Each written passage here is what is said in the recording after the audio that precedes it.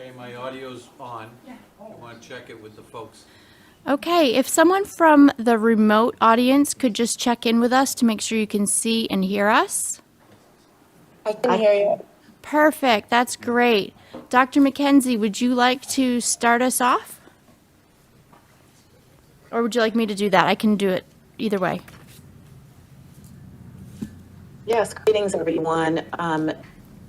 I'm sorry, I couldn't hear you all before, so I wasn't sure if you mean to start off with the Pledge of Allegiance, which I'm happy to do. Sure, I can start off reading the script for our hybrid meeting. Okay, so welcome Absolutely, you can see everyone. Okay, yeah, welcome everybody to the Beverly School Committee Curriculum Instruction and Student Life meeting. Today is Wednesday, January 8th, 2025. Can't believe it. We are meeting in a hybrid/remote model using a remote meeting application that allows for remote participation and for public access to the open portions of our meeting. BevCam is also streaming and broadcasting our meeting tonight. You can catch that on channel 6 and on high definition 1073. Thank you, BevCam. And the stream is on YouTube, which is my favorite platform, because it's easy to watch it at double time if you miss the meeting.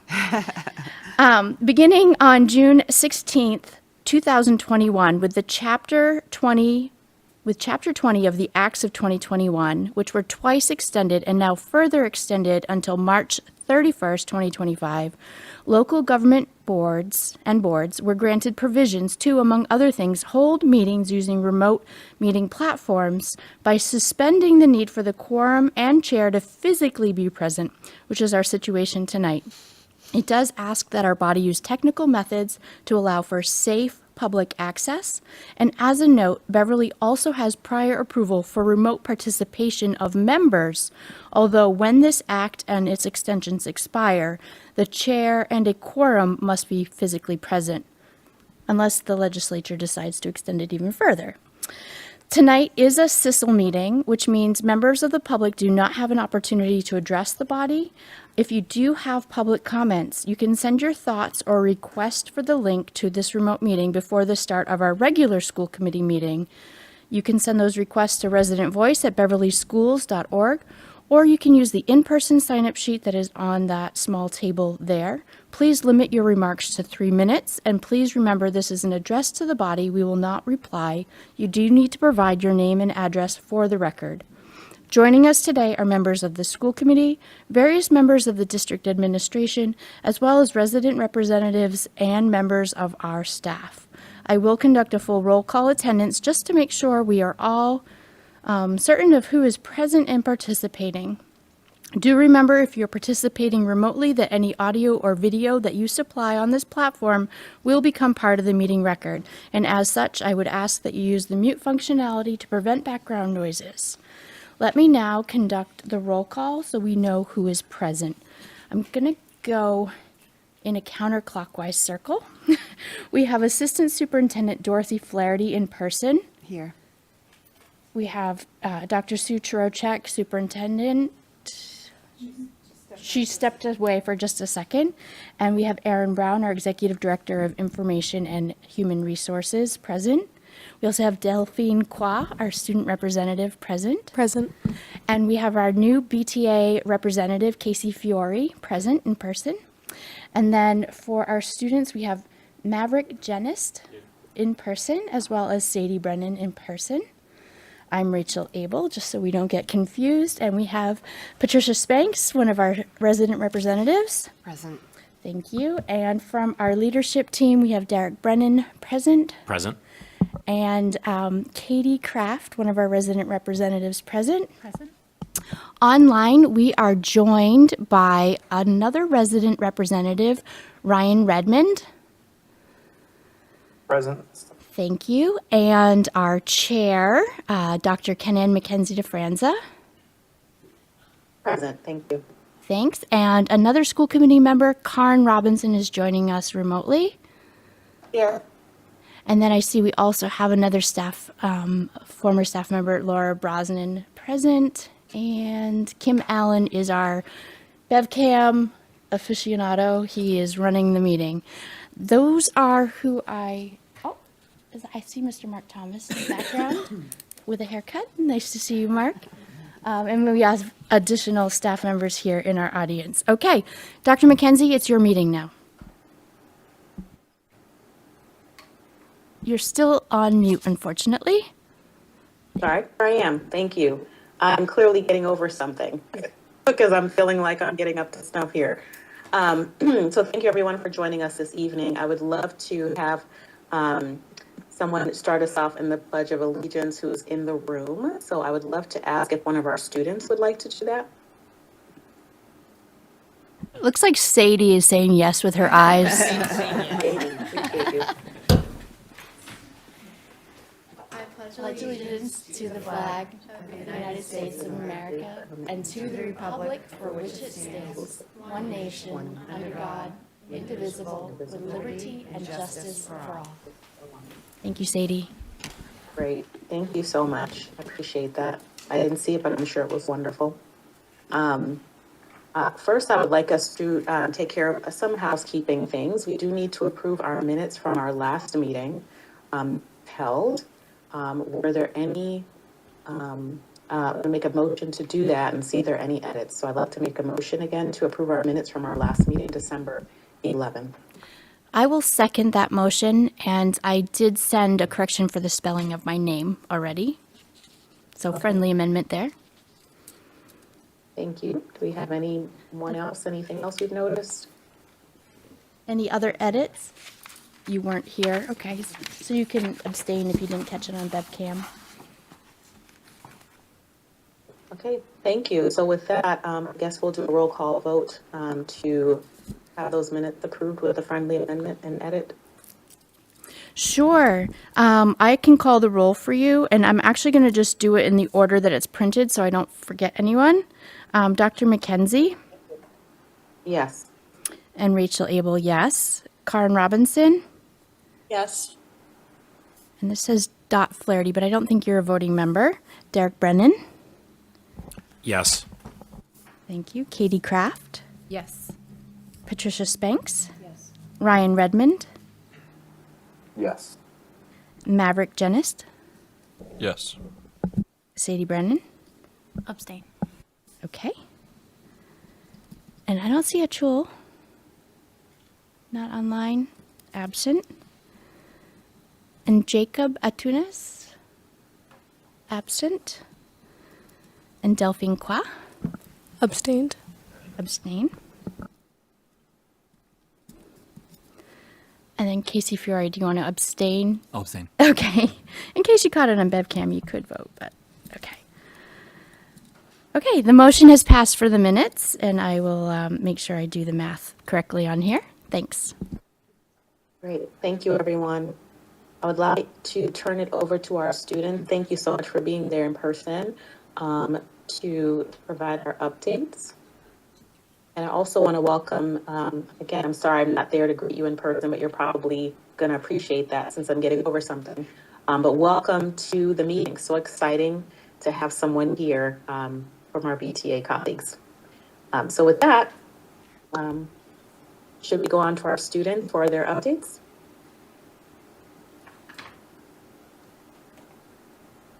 Sure, sounds good. Dr. Flaherty, did you want me have to an take- order or Start here with Delphine. Delphine? Thank you. Hello, everyone. Happy Wednesday and Happy New Year. As a student body, we are excited to be back from break and settled back into our routines. This week, we're having our Chorus and Strings concert, which is very exciting. Some kids are still a little concerned about Saturday school and a shortened break, but that being said, I continue to enjoy classwork and hanging out with my peers. This trimester, the expectations are really high, and our teachers are continuing to prepare us for our freshman year. I'm encouraged to challenge myself as my teachers are challenging me, and I'm holding on to Aristotle's idea that if we can focus on being good people, the right actions will follow effortlessly. Thank you. That's a lesson we can all learn and walk by. I think Awesome. Maverick's next in line. Good evening. As was stated, it's the first full week back from winter break. Also, winter sports are well underway with many teams performing well, including the boys basketball team who recently beat Danvers last Friday. Also today, boys and girls track have a meet that takes place in Swampscott. And district competitions for DECA took place at the Doubletree Hotel in Danvers yesterday. I'm happy to report that Beverly High School had 10 teams and/or individuals who placed first in their respective categories. Also, Beverly High School is sending exactly 100 students to the state competition next month in Boston. That'll take place from February 27th to March 1st. And finally, in Beverly High School's National Honor Society's recent basket fundraiser, they raised roughly $2,000. Exciting news from the high school, especially of all the DECA wins. That's great. Sadie. Hi, everyone. Good evening. A lot is definitely happening at the high school. The cast list for the musical at the high school this year just came out for the Addams Family, which will be going on the stage this March. You should definitely go check it out. Like you said, winter sports are well underway. Boys and girls basketball, both doing great. Juniors specifically are going to start meeting with their guidance counselors soon to sort of start looking at their options for secondary education, leaving high school, or career paths that they could be interested in leaving high school. So yeah, hope you all had a great holiday. Thank you for having me. Thank you. And I know our students, you're welcome to stay and partake in the conversation, but I know some of you have some reports and tests tomorrow, so if you need to leave to study, that's okay too. I do have basketball. It's okay. We thank you for giving us your update. We thank you for making the time. Thank you. Dr. Flaherty, I'll let you take it away from there. Okay. The agenda is not exceptionally long this evening, but the topics that we have are of interest and expanding and will continue in our dialogue for some time to come. But we wanted to first start with, we had our first makeup day. And knowing that it was the day before holiday break, we were all a little anxious to see what attendance would be like. And I'm very happy to report that attendance was very strong, above 80% in every building except for the high school. And one of the things that will stand out to you there is a significant number of tardies and dismissals.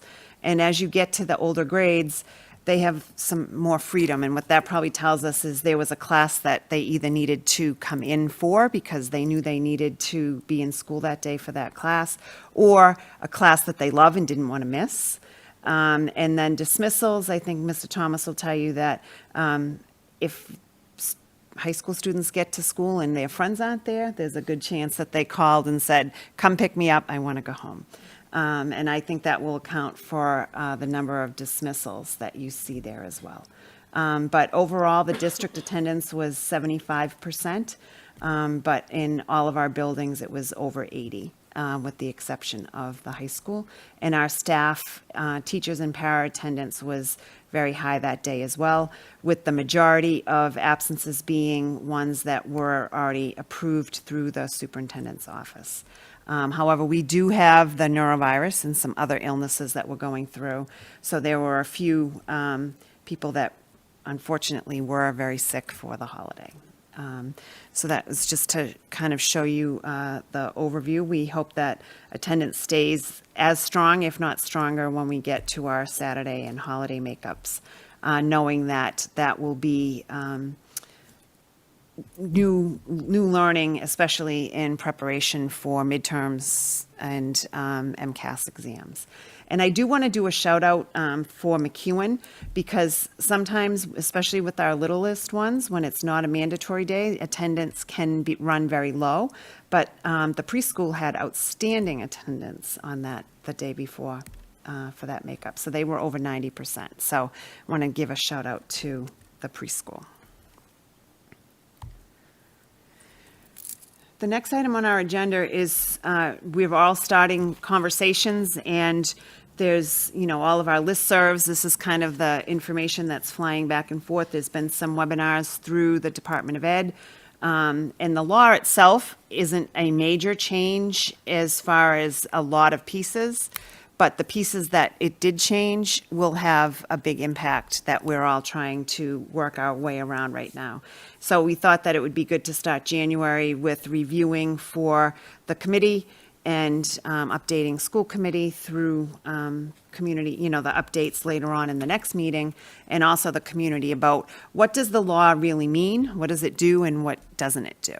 And so the biggest change with the law that was passed and the change to MCAS removes MCAS as the requirement for grade 10 to prove competency determination, which means that students can demonstrate mastery of skills, standards, and knowledge in English language arts, math, and a science area. And that's all it did, was removed it as a measure of competency determination. And because it moved mid-year, it has now taken effect. But any students that took the retest this fall and passed, that will allow them to earn their competency determination. And if they already had an appeal in process, that appeal will be able to go through. But after the beginning of the year, when the law took effect in December, MCAS is no longer a measure of competency determination or required for high school graduation. What it doesn't do, though, is eliminate MCAS. It does not remove the requirement for students to earn competency determination, and you'll see in a minute what we're talking about when we say that. But it is a way for students to show that they have mastered the standards that are expected through the state, and MCAS was one way that they could do that. So it doesn't remove the need to show competency determination, it just removes MCAS as the measure that can be used to do that. It does not eliminate MCAS testing at the high school level.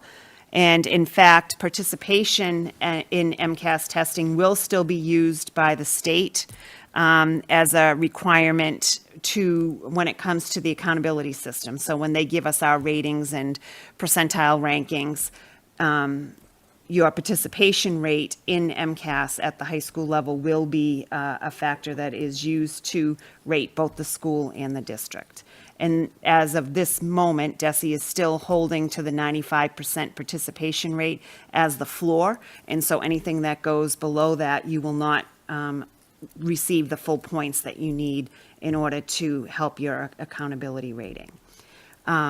It does not, and the reason that it does not eliminate MCAS as a measure that has to be taken is that participation in MCAS testing at the high school remains a requirement by both federal and state law.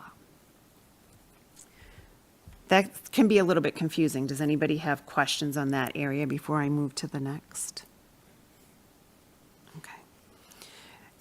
It also does not prohibit retests. In fact, the retests in November, as we said, can still be used. They don't have the results yet, but if a student took a retest in November and passed, they will have earned a senior. They will have earned their competency determination, a junior or a senior who took it.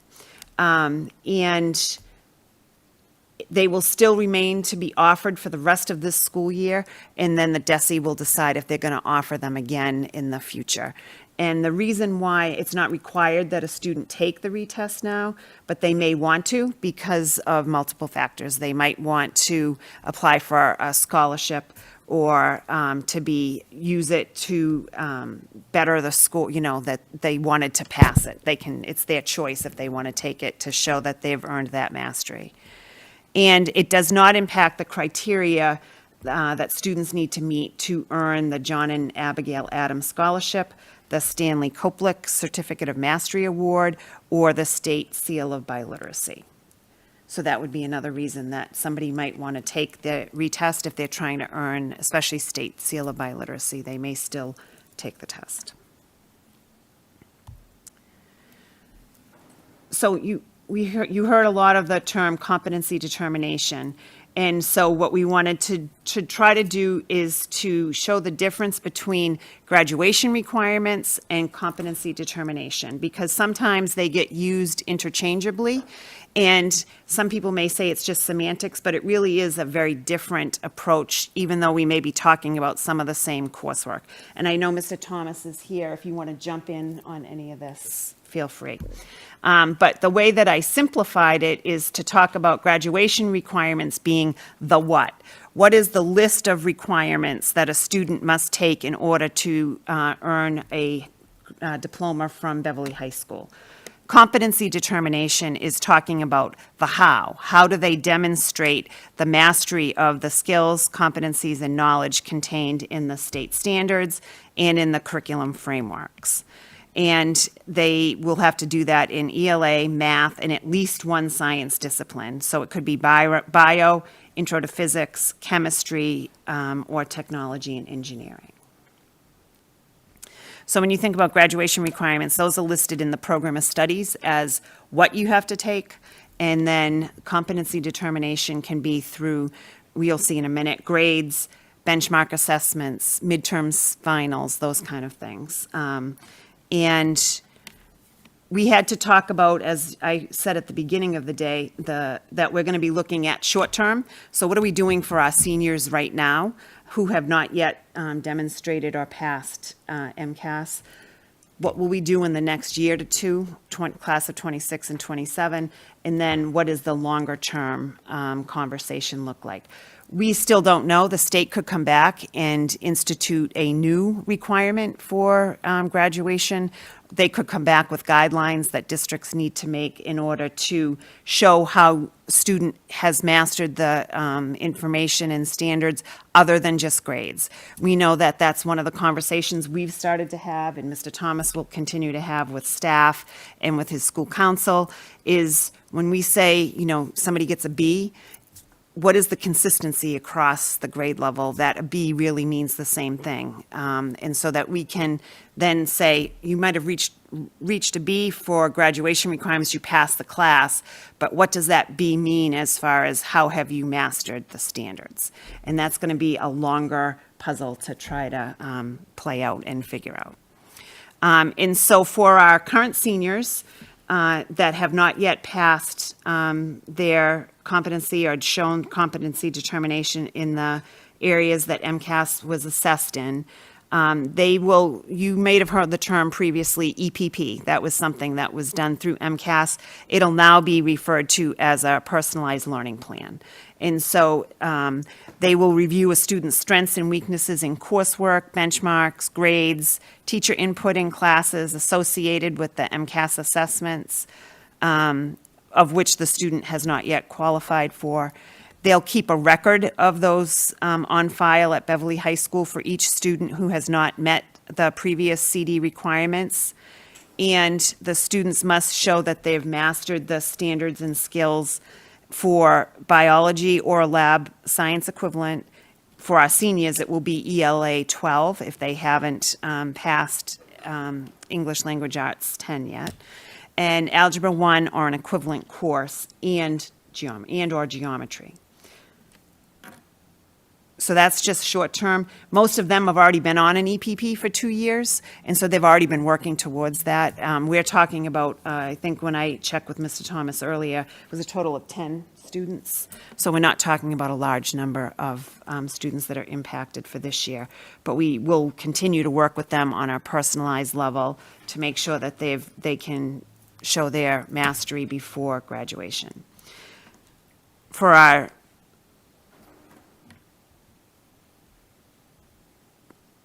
our current sophomores and juniors who haven't,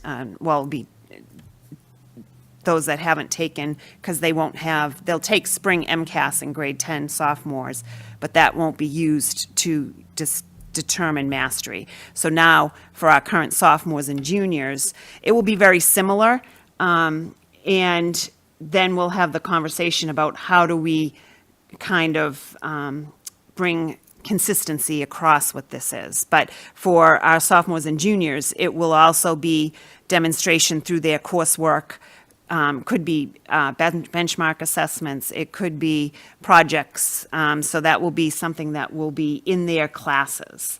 So if they've passed their class in one lab science, Algebra 1 and or Algebra 2 and geometry, because some of our 8th graders take Algebra 1 here, and so they go into Algebra 2 at the high school, and English 10. Those will be the classes that will determine competency determination for Beverly High School for our sophomore and junior classes. And again, this is all subject to if DESI changes anything. And they don't anticipate changing anything this year, but they have not said that it wouldn't happen in future years.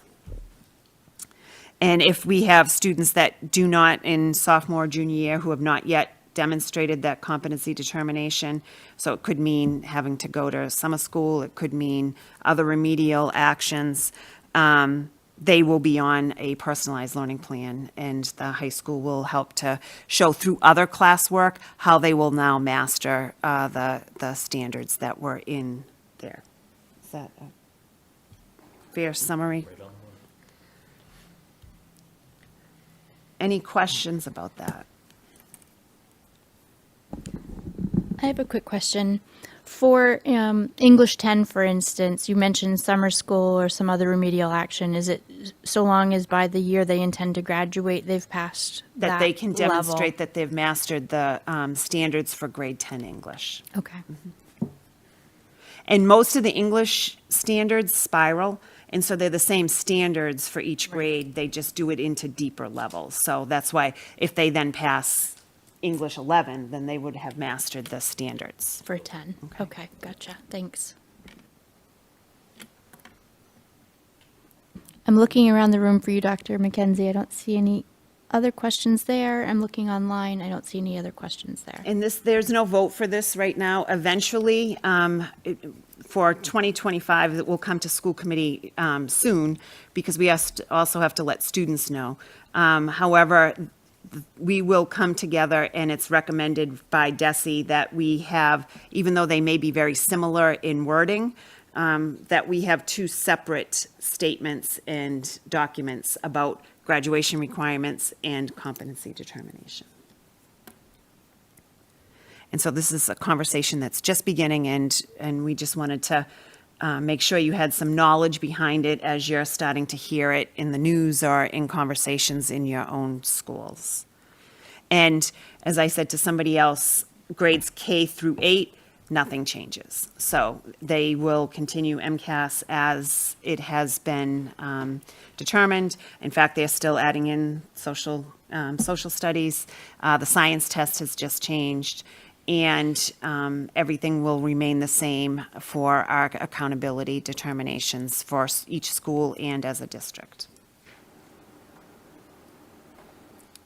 So our next topic is we have two policies that we want to review to move forward to school committee. And they are IHB, which is Special Instructional Programs and Accommodations. And this is talking about for programs and children with special needs. And they're linked, they were linked in the agenda if you had a chance to look at them. But you will also receive these slides tomorrow morning, and they're also linked in the slides as well. And it has been reviewed by Ms. Polanski, our administrator for special education and PPS. It reflects in substance the policy recommendations from MASC. The only difference is that we are trying to, across all of our policies, update language to be more inclusive.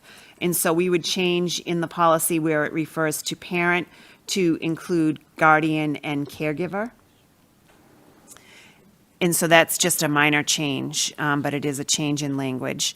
And for IEB, which is the entrance age requirements for kindergarten and first grade, you have both policies listed. However, we would recommend that we maintain our current Beverly Public Schools version and as is, and that is because our policy reflects our date of start of school. So we have an August 31st date for both kindergarten and first grade, and in the MASC, which is for our new members, the Mass Association of School Committees, they give recommendations on policies. They have a September 1 date listed in theirs. And our language is a little bit different when it reflects our current practice of when students are entering from a district that does not match our starting age policy for kindergarten and first grade. Mrs. Abel. Yes, I was listening in the car the other day. A community near us is thinking about those situations where school starts after Labor Day, and if a student happens to turn 5, or 6 on September 1st, 2nd, 3rd, possibly even the 4th, and the first day of school is later, that they might make exceptions based on recommendations or something. And I wasn't sure if this was just coincidental that it came into our packet this week as I heard that little earworm. Just coincidental. Coincidental, okay. And so I hear your recommendation that we maintain our policy as it stands. Thank you. I think I would just state that because our contract has school starting sometimes before Labor Day and sometimes after Labor Day, based upon where Labor Day falls, we would just want to pick a one set. Some districts always only start after Labor Day, and so that might be the reason that they would consider that different. But for us, sometimes it starts before Labor Day and sometimes after. So picking one date, and sticking with it is preferable. Yeah, you don't want to have to fight the argument of, well, last year it said it was okay on September 1st and now it's not, so. Okay, thank you It's so always a much. tricky situation to draw that line in the sand, but you have to have it or there's no consistency.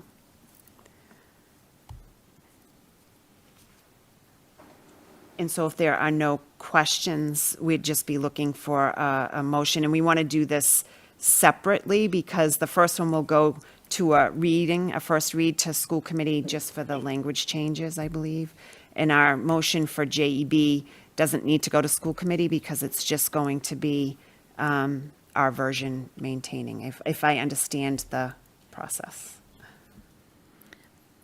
So I'll make a motion for policy IHB, special instructional programs and accommodations, programs for children with special needs, to move forward to the school committee for its 2 readings with the amendments as described by Dr. Flaherty for inclusionary language, including caregivers and guardians.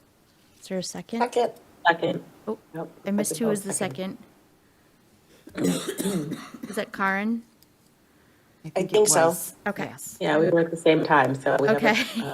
I'm we have trying a to joint second. distinguish voices. Okay, so we have a motion and a second to move this forward to the school committee with the amended language. Are there any discussions? I will call the roll call. Dr. McKenzie? Yes. Rachel Abel, yes. Karen Robinson? Yes. Derek Brennan? Yes. Katie Kraft? Yes. Patricia Spanks? Yes. Ryan Redmond? Yes. Thanks. We lost our students to their homework, which I guess is a good sign. And we now are joined by Casey Fiore. Yes. Okay. The motion has passed. 1, 2, 3, 4, 5, 6, 7, 8 to 0. We will move that along to the school committee with those changes. And then you're saying we don't need a motion on the second one, no changes? I mean, we should have an opportunity for discussion. Is there any discussion about changing the age requirements? The recommendation from the administration is to keep it the same. I'm seeing no online or in-person objections to that, so we'll move that back into the rotation. Yes. That was just a clarification. I don't know if, I thought if we weren't changing anything, it didn't have to go to school committee, correct? Nope, it just needs to be reviewed every 5 years and Yep. check. So the date would go down. Change. here, Reviewed It date, would just say yep. reviewed. Yep. And Yep. the date right now. Thank you.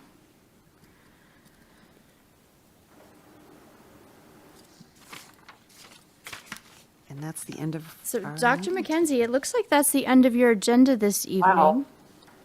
We did an amazing job. That was, I believe, all we had on our agenda that I was aware of. We moved those policies forward.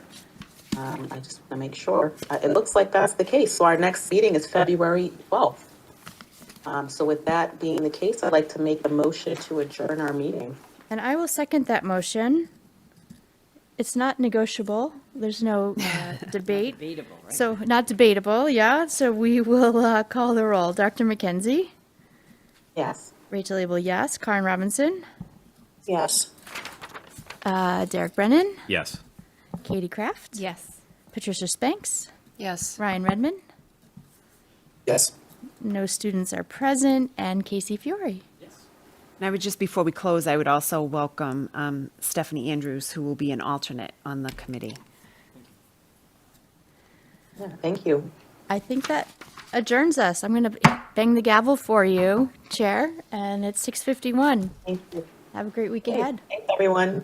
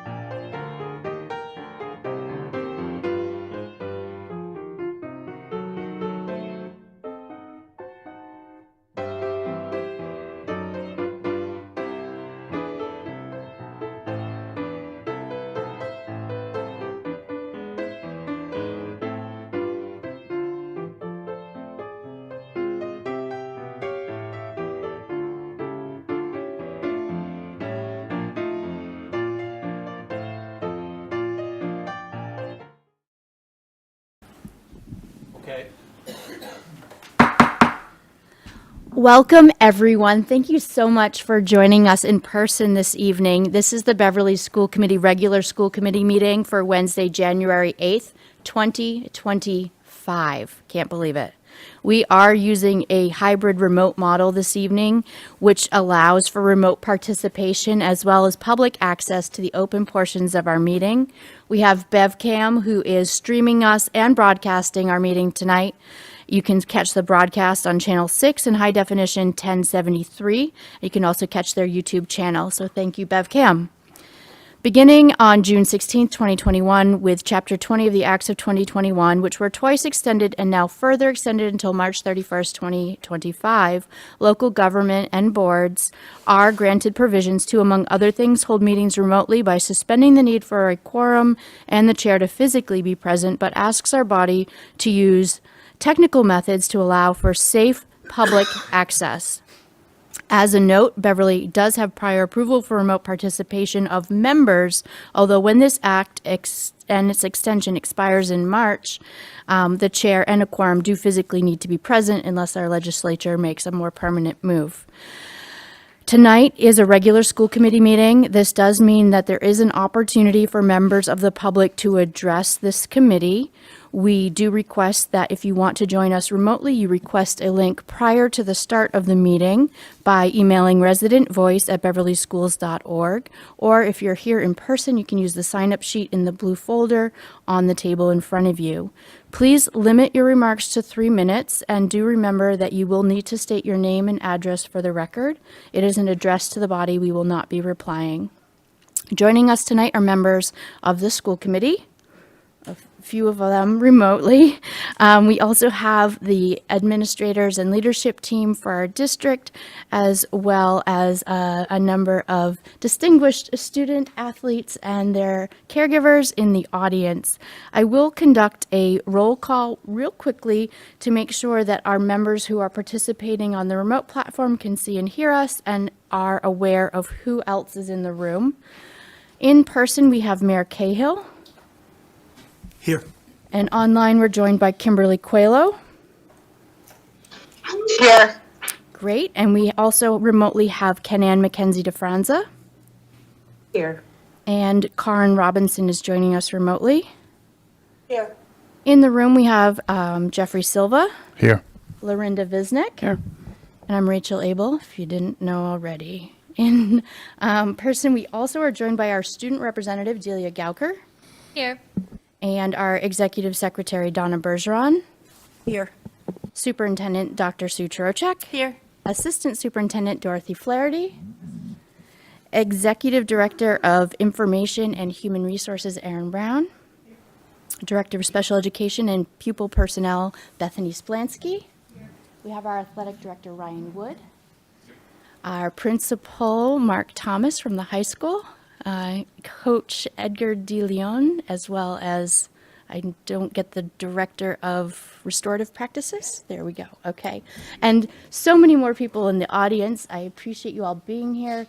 Online, I think that's it. We also are joined by Laura Brosnan, a member of the public, and Kim Allen is our BevCam representative. With that, I had marked Mayor Cahill as it being your turn to lead us in the Pledge of Allegiance, if you wouldn't mind doing so. Sounds good, thanks. I pledge allegiance to the flag of the United States of America and to the republic for which it stands, one nation, under God, indivisible, with liberty and justice for all. I appreciate that so much. Thank you. I see over 36 names on this very impressive list. I would ask Dr. Chorochek, Mark Thomas, and Ryan Wood if you wouldn't mind doing some recognitions All right. for our student athletes. I'll ask them to join me right up here. I think I can do this. And this. There you go. So the microphone's up there. Mr. Wood's going to take it away. All right. Thank you very much. Good evening, everyone. So I'm going to be calling off to recognize some of our student athletes for NEC All Conference All-Stars and Salem News. So if I do call your name and you are present, please come up.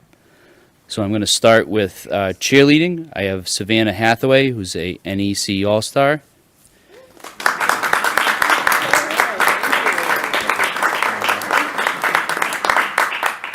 Then on to football, I have Jack Constantine, who's an NEC All-Conference and Salem News All-Star.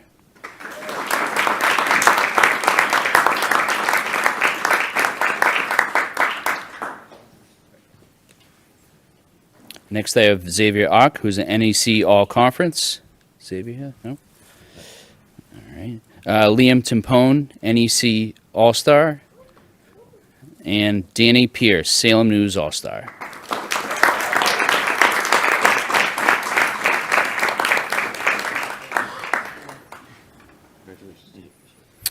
On to soccer, I have Connor Connolly, NEC All-Conference and Salem News All-Star.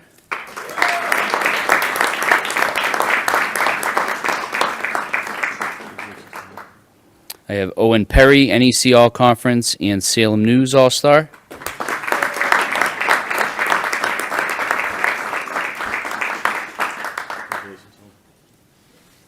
Then I have Daniel Silva, NEC All-Conference and Salem News All-Star. I believe he's here. Wesley Roberts, NEC All-Star. Mark Beatty, NEC All-Star.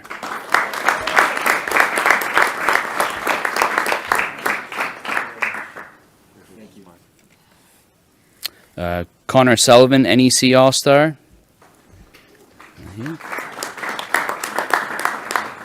Sam Fogarty for the girls soccer team, NEC All-Star and Salem News All-Star. Sasha Miller, Salem News All-Star.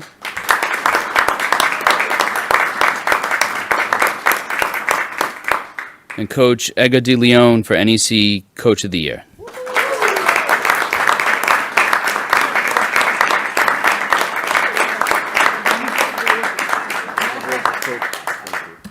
Congrats, buddy.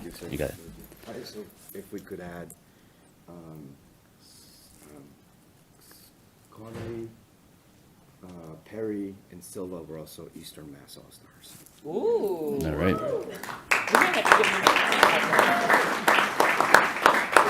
And the list gets longer. Next up, we have volleyball. We have Elite Code for NEC All-Conference and Salem News All-Star, and Gabby Wakari, NEC All-Star.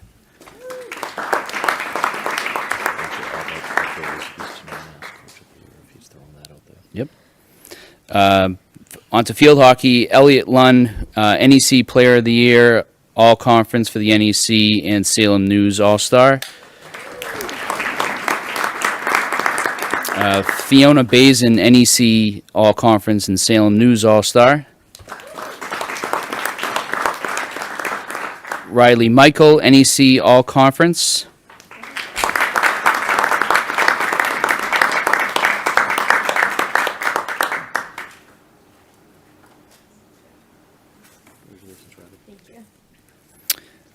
Madeline LeBlanc, NEC All-Star.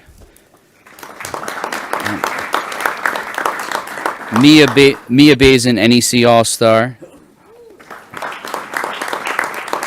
Morgan Linsky, NEC All-Star and Salem News All-Star. Avery LeBlanc, Salem News All-Star. And Coach Daniel Hartford for Salem News Coach of the Year. Moving on to golf, Will Ryan, NEC All-Conference and Salem News All-Star. Anthony Barr, NEC All-Conference and Salem News All-Star. Lucas Carboni, NEC All-Star and Salem News All-Star. Thomas Simeone, NEC All-Star. Drew Murphy, NEC All-Star. And Coach Craig Wiley for Salem News Coach of the Year.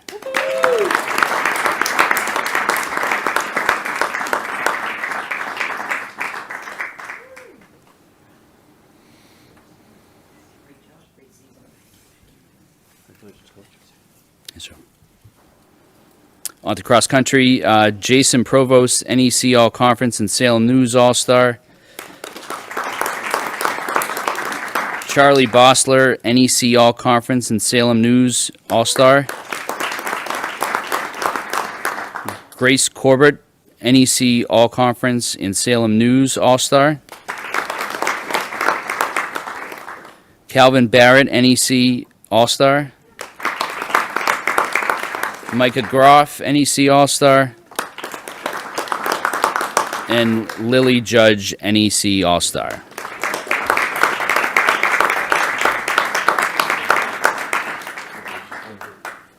In addition to one other accolade, Coach Edgar De Leon was voted Eastern Mass, Coach of the Year for boys soccer.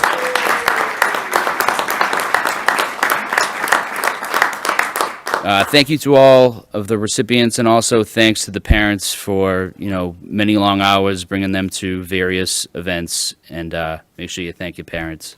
Thank you.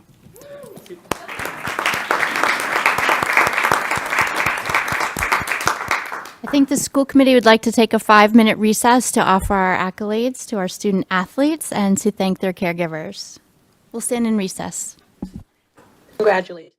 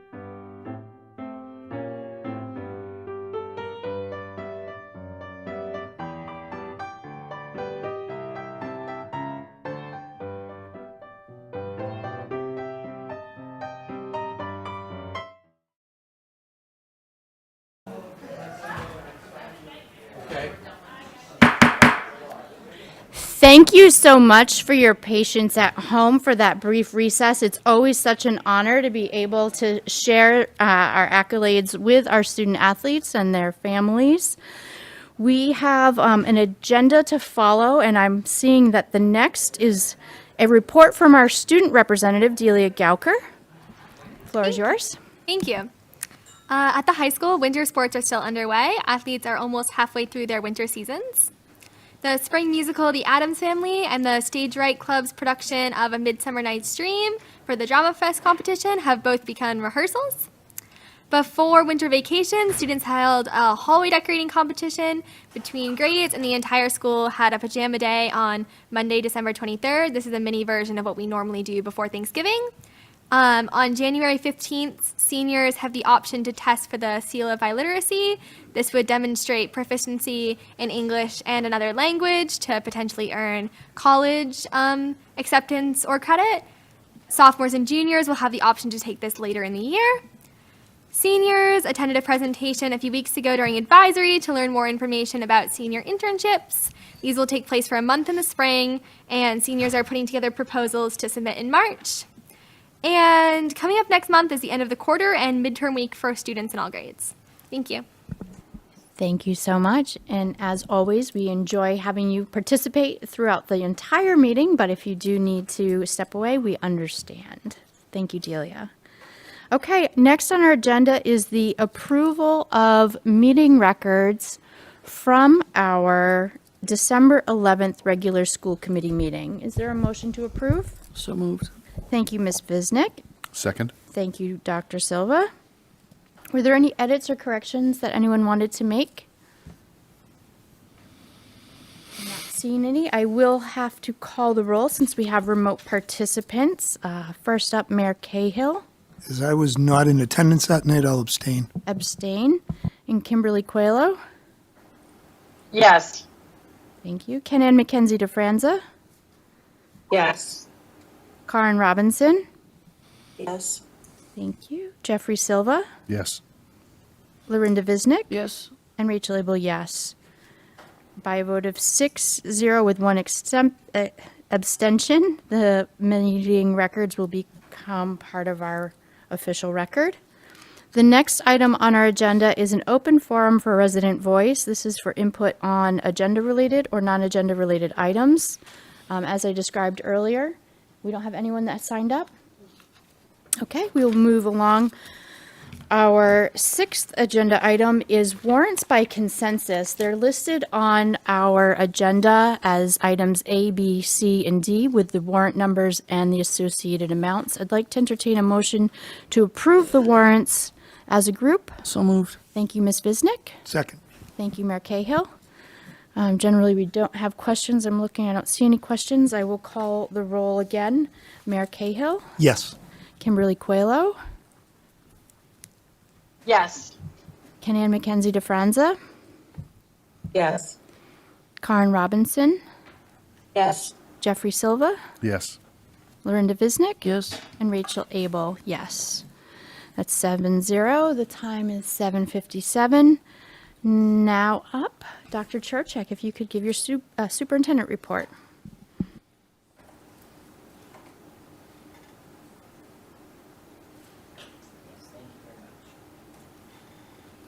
I have just one item today, and I gotta make sure I'm getting, there we go. And it really is just an overview for all of you of the upcoming budget process, really just more the procedures and what you can expect in the coming months as we begin to talk about the FY26 budget.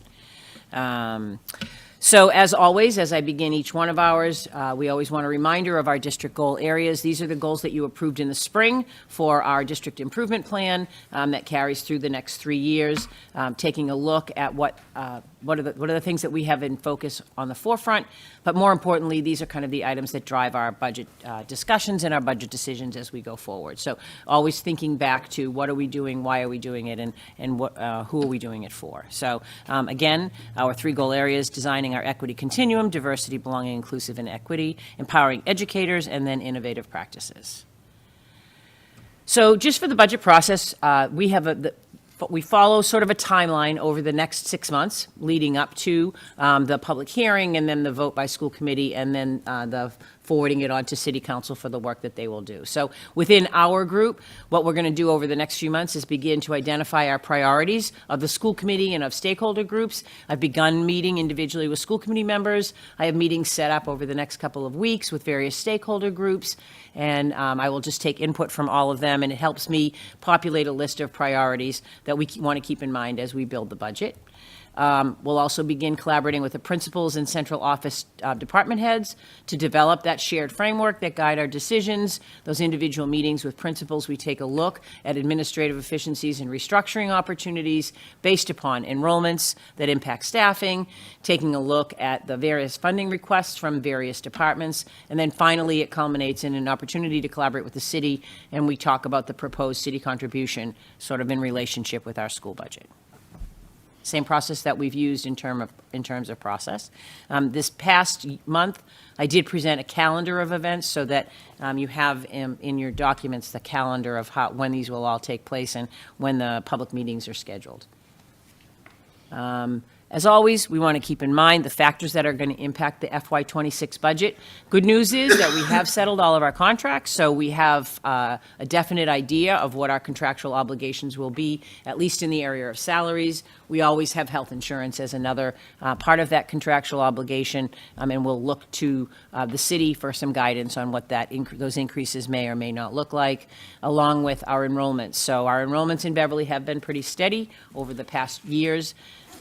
We appear that we'll be doing that again this year, but again, we take a look individually. One of the things about enrollments that are unique, particularly if you look at the elementary schools, often there's 4 fourth grades and 3 third grades, and so when the classes transition into the next year, there may be one less fourth grade teacher in one building, or vice versa. There might be 4 third grades and only 3 fourth grades, and it might necessitate to add a section. So those are some of the things that we look at as we look at enrollments. We look at department funding requests in particular. If the Buildings and Grounds Department has any particular projects that they need to undertake, we want to make sure that we're looking at those funding areas. And then always we have to keep in mind any special education increases. Special education increases come to us throughout the fall and into the winter.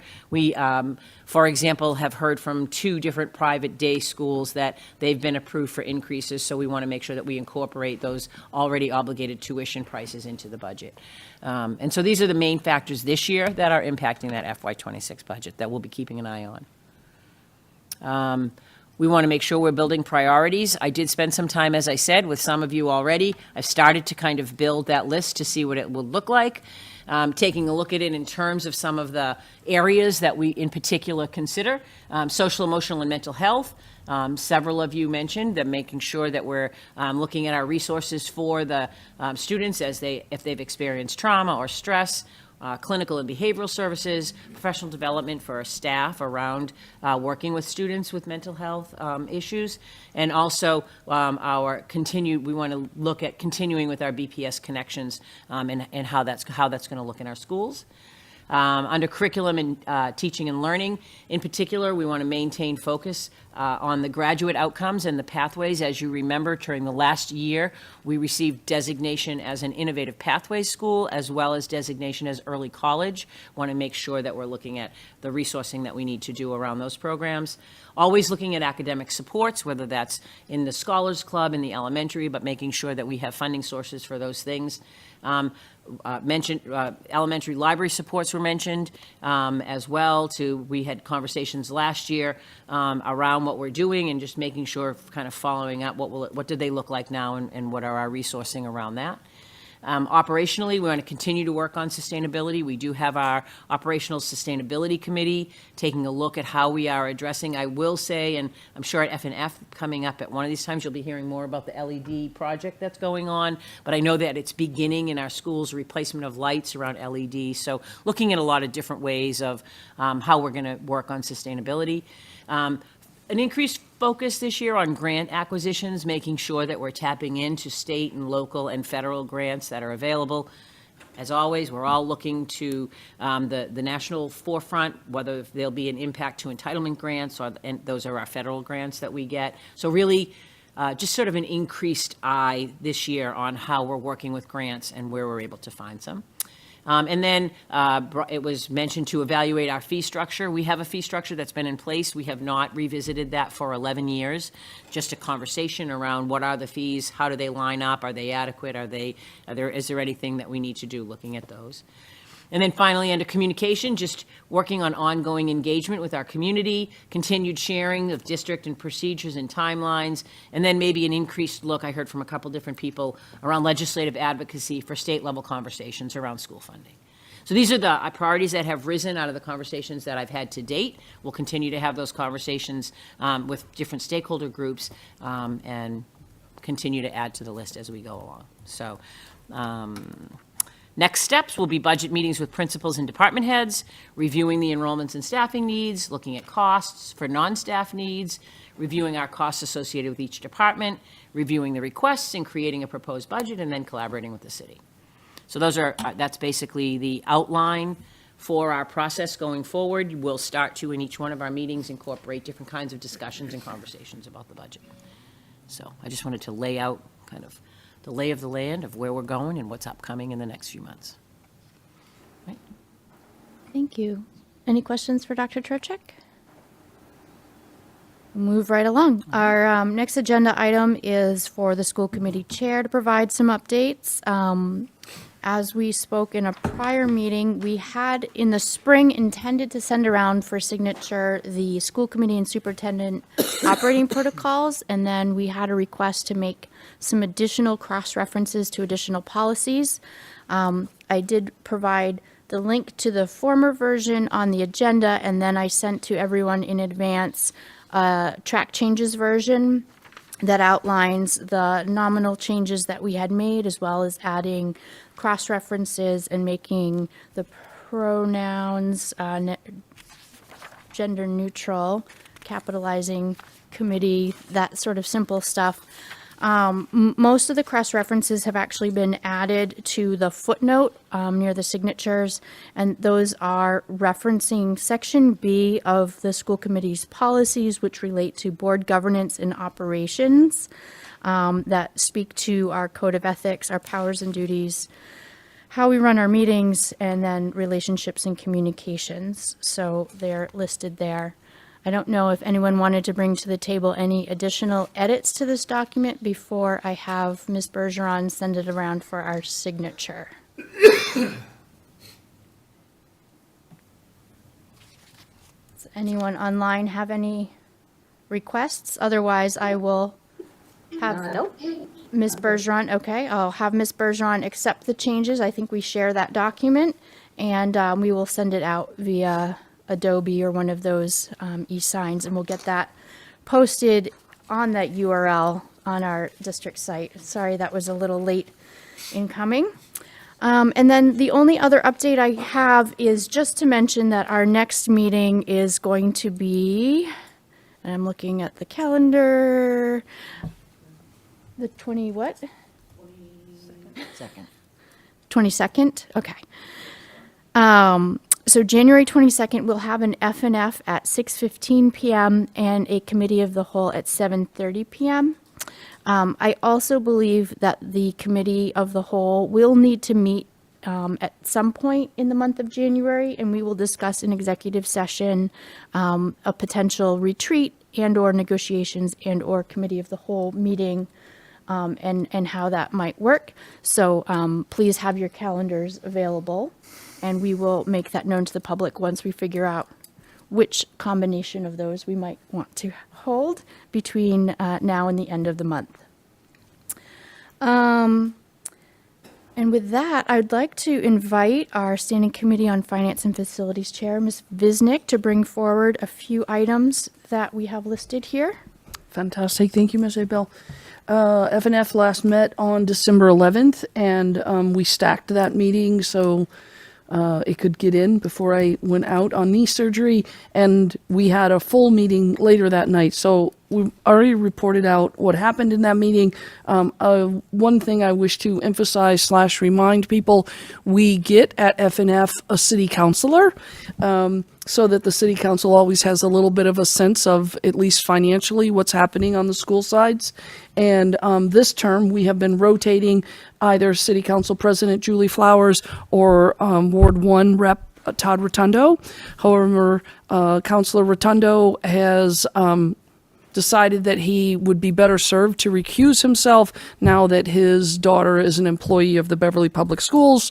We appreciate that. And so as we move forward with FNF, we will now get either Councilor Flowers or Ward 3 City Councilor Steve Crowley.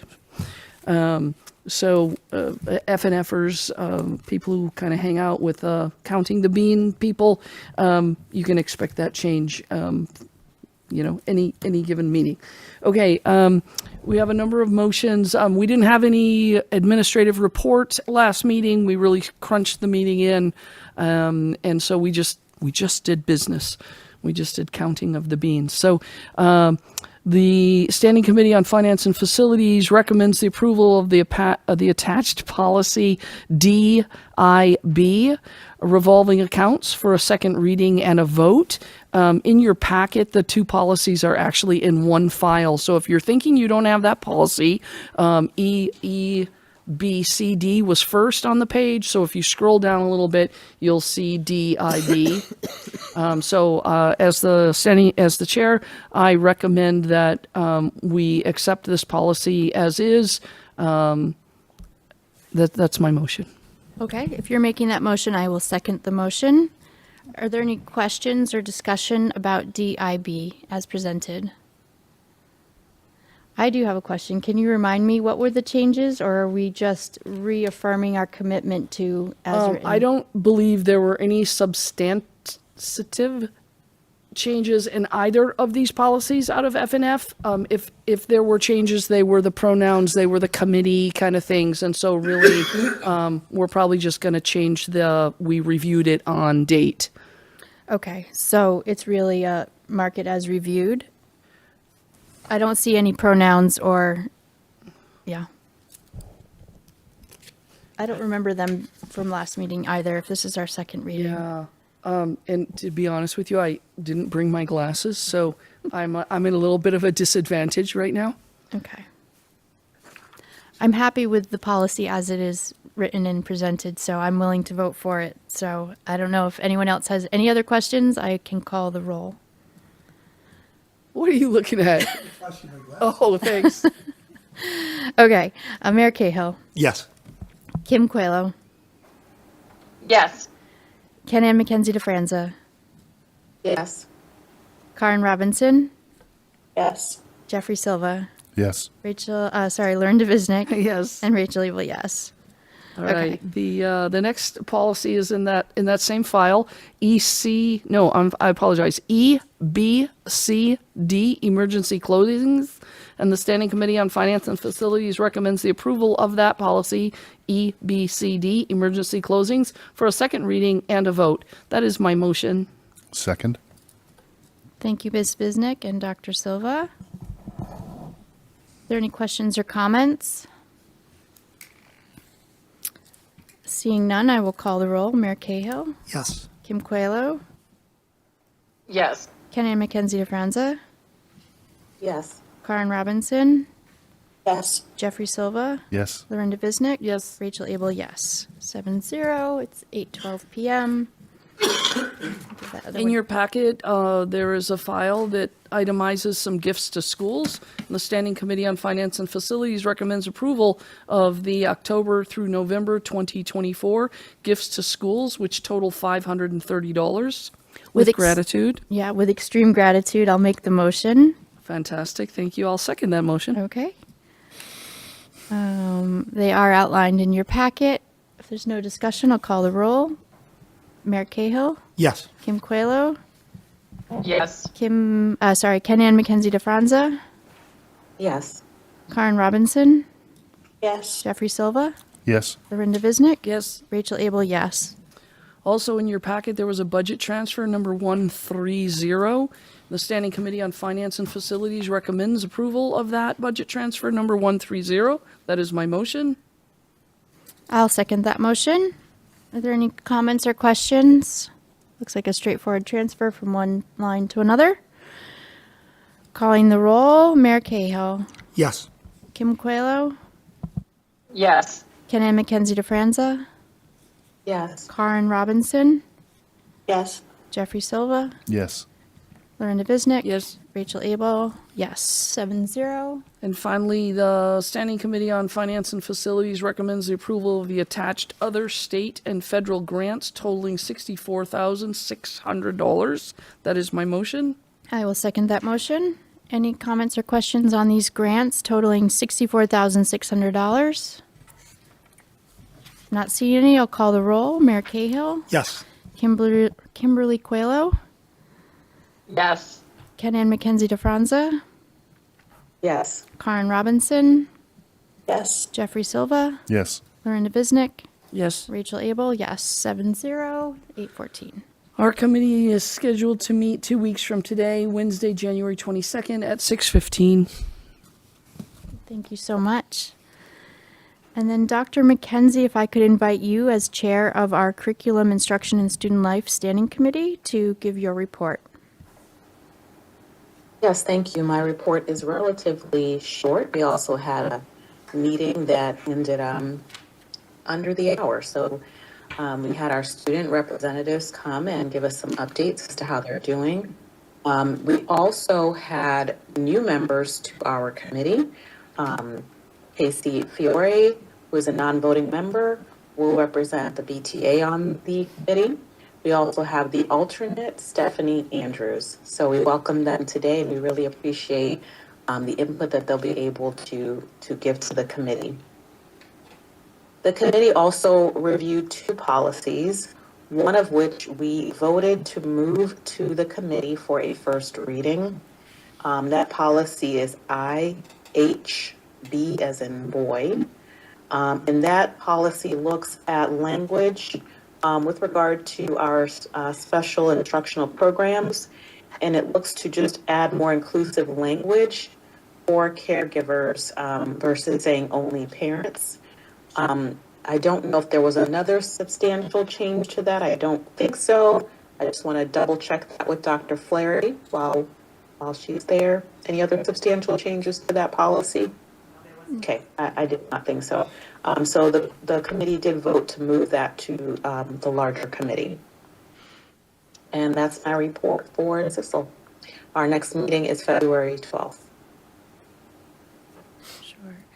And I will encourage any members that weren't present or overhearing, Dr. Flaherty did provide some clarity around the changed law for MCAS for the graduation requirements versus competency determination. So if you have questions about that, BevCam does have that recorded, but I understand that we'll have more information as it's, discovered. Mm-hmm. And then yes, thank you. That was really helpful, Dr. Flaherty. and- I would definitely not try to summarize that. I would definitely recommend taking a look at it, although I'm sure we'll also discuss that in the larger committee. And we'll be getting the slides delivered, so I think the slides will be very helpful too to delineate the two. And then I think on this agenda we are presenting for a first reading 2 policies, JFABD, which is our homeless student enrollment rights and services, and then JCA, assignment of students to schools. If there are no immediate concerns, we will see that for a second reading at our next regular school committee meeting, or maybe I'll even sneak it on committee of the whole. We'll see. We'll see it again. I'll move right along in our agenda. The negotiating subcommittee hasn't met since we last met here regularly. But as I mentioned above, we may schedule a meeting before the end of January. And policy, do we have any plans to meet? Not yet. Should I? No, we have no plans. Me and my multiple personalities, and the other members of the policy subcommittee. I have not seen anything from MASC that makes me think we need to meet. Okay. Instead, we're just chugging through, thanks to Donna. right? Each subcommittee gets some number of policies to look at so that we're keeping them all as fresh as possible. Sounds like a plan. Thank you. And next, item number 10 on our agenda is an opportunity for school committee members to bring communications forward to the table. If there are any. Ms. Visnick. I wish to kind of more report out. It's a little bit of a communication, but all of the PTOs, all of our schools have textile recycling boxes at them. And we got the report from, they go on a calendar year, not on a school year. So we got the report from 2024, and last year our schools received over $16,000 in donations from the textile recycling program, and kind of fits in with our OSC. You're not allowed to put textiles in the trash anymore. And so the PTOs have been really good. Big shout out to them for promoting that program. The more they promote it, the more money they get for their PTOs. The better it is for our environment and for our community. And I think that people in the schools know that, and if anybody else happens to be listening, they could start using those boxes as well. And next week, there's a Centerville PTO meeting, and Centerville is running a blood drive. So if you're a regular blood donor and you're looking for someplace to go, please think about signing up for the Centerville blood drive. Thank you. Thank you, Ms. Visnick, and thank you for that reminder. I did receive my invitation in the mail. It's always a great reminder of the great work. You could, again, be on the table right next to Al. Yes, He yes. signed up the other day. I know. I almost signed up to give, and then I'm like, no, wait, I got to wait for that invitation. Yes, so I will be ready in a couple weeks. It's just very soon. Got to eat some iron, get some my leafy greens. Okay. I had a communication, unless there's anyone else that wanted to go first. Okay. I've received communications with concern for our Saturday school schedule, as well as our choice for February makeup days without makeup days during the April vacation. Obviously, we can't please everyone. I think that this body put a lot of thought into its decision and tried to make the least impactful decision, but the other feedback that I've received is a little bit discouraging, that older students are being told to go ahead and take your vacations. We're not going to do anything important, and I would argue that every day in school is important. So I can understand student and caregiver frustration about any of that messaging, but would encourage everyone. I was pleased with Dr. Flaherty's report for December 23rd to see the level of attendance that we did have for our first makeup day, and I'm very excited to see how many students choose to show up on our first Saturday in January. I hope it will be a lot of fun for the students. I think that maybe we can think about some ways to incentivize students to be there and to make up that time that they missed. With that, our final agenda item is a two-part executive session, and the chair will make the motion now to vote to meet in executive session pursuant to Mass General Law, Chapter 30A, Section 21A, for purposes 3 and 1, and not to return to open session.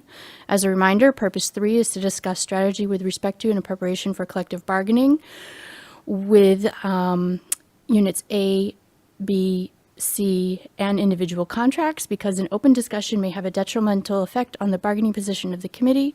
And purpose 1 is to discuss the reputation, character, physical condition, or mental health rather than a professional competency of any individual, or to discuss the discipline or dismissal of or complaints or charges brought against a public officer, employee, staff member, or individual. And again, we will not be returning to open session. That is my motion. Second. Thank you, Ms. Visnick. I will call the roll. Mayor Cahill? Yes. Kim Coelho? Yes. Kenny Mackenzie DeFranza? Yes. Karen Robinson? Yes. Jeffrey Silva? Yes. Lauren DeVisnick? Yes. And Rachel Abel, yes, by a vote of 7-0 at 8:22 p.m. The chair states that we are now entering into executive session, and this is pursuant to Mass General Law, Chapter 38, Section 21A, for purposes 3 and 1, and we will not be returning to open session. Thank you all for your attendance this evening. Thank you, BevCam, for broadcasting, and thank you all for watching at home. We hope you stay warm this evening. Quite chilly out there.